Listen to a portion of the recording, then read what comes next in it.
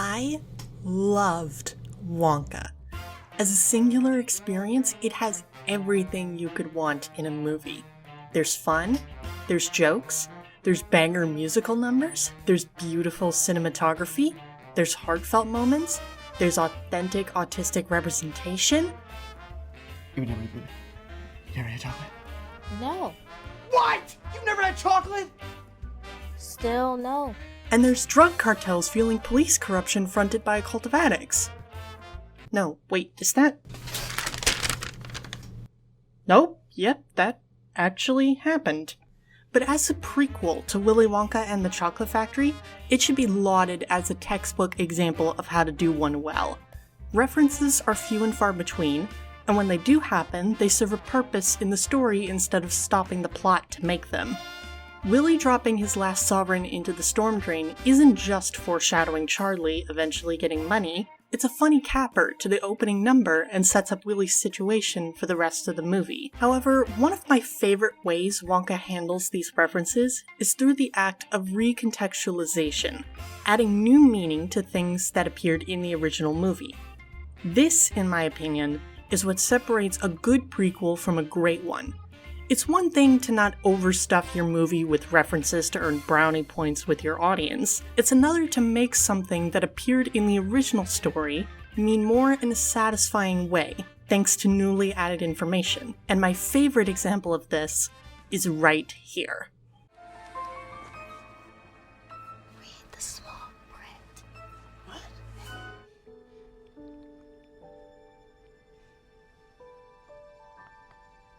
Wishing or Nina. Or nothing at all. Can't you trace me out?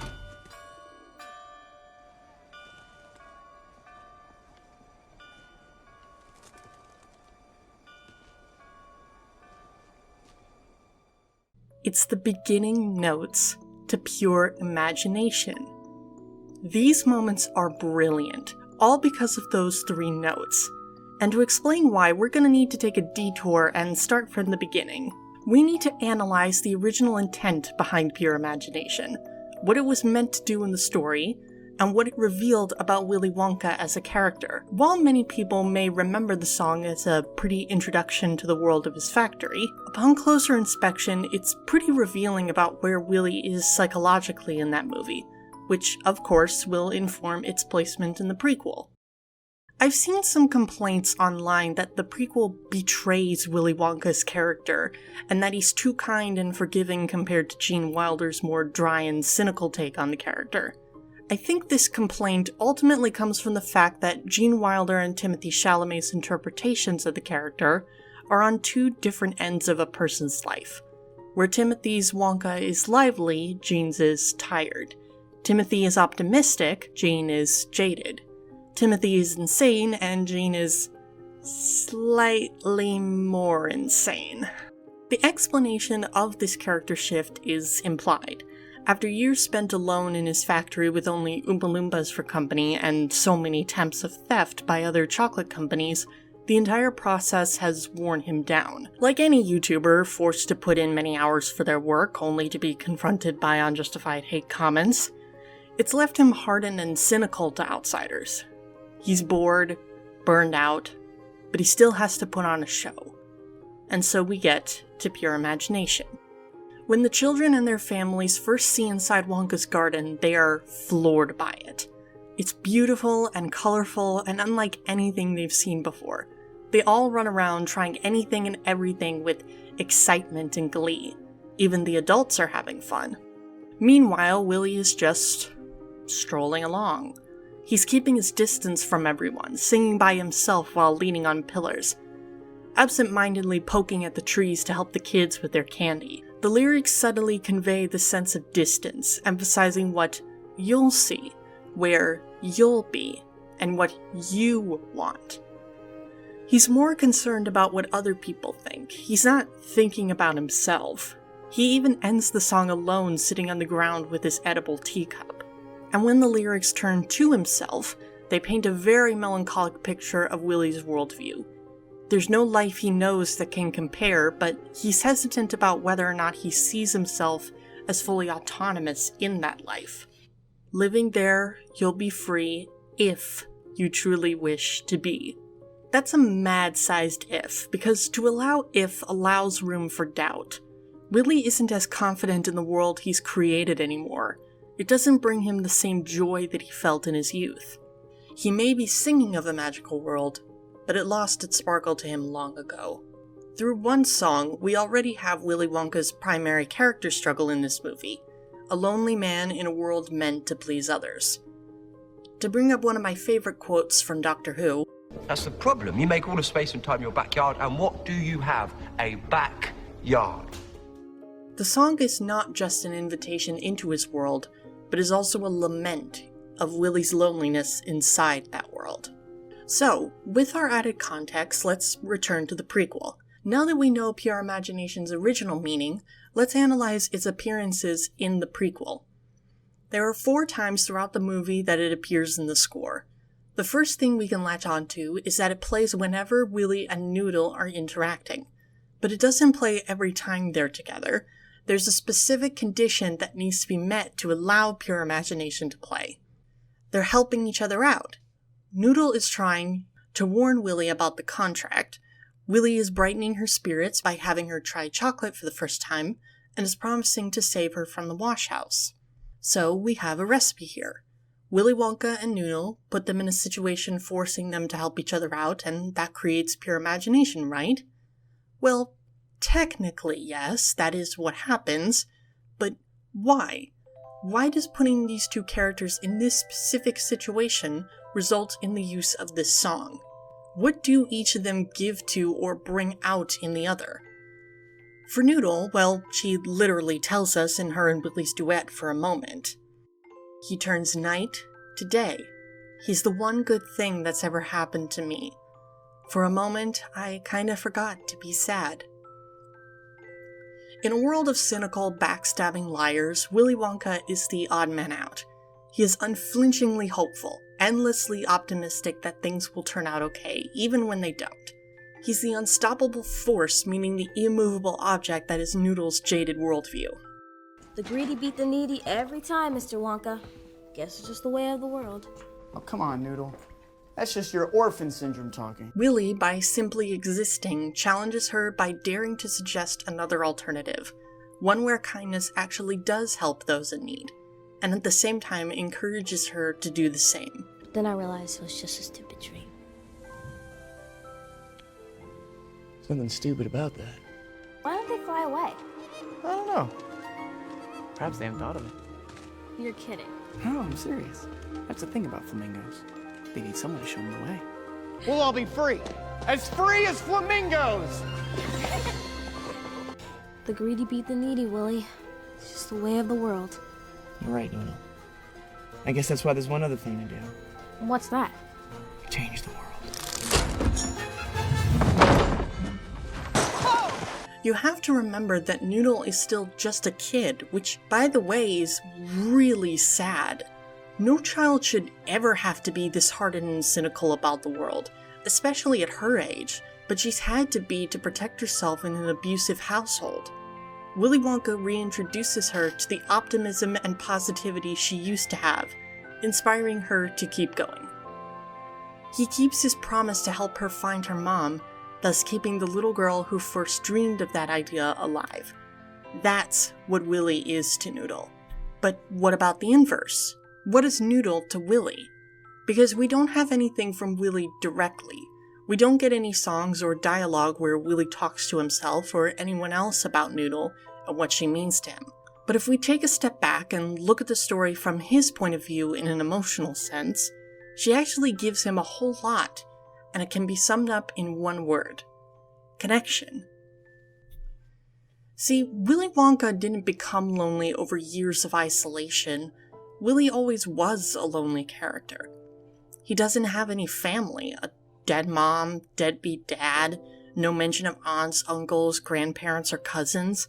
But more than that, he is an outsider in a world that is so against everything he represents. He's a good person among horrible drug dealers. Chocolate kingpins. He's the optimist among beaten down people. Heck, he's so disconnected from everyone else that it even extends to how he communicates. If you watch closely, Willy really just doesn't have a brain-to-mouth filter. In this town! You got it? Not really, I'm afraid. Oh, so you got a mouth on you, huh, Candyman? I don't want to be doing this. I don't want you to be doing this. But I still got... Do you mean that you don't even remember the day you destroyed my life? No, I don't remember that. But he's not being snarky in any of these instances. He's not trying to come off as mean. He's just so naturally honest and blunt that it rubs up against all of these dishonest people. Willy is a sincere character surrounded by so much insincerity. He is a daydreamer in a land where daydreaming is literally outlawed.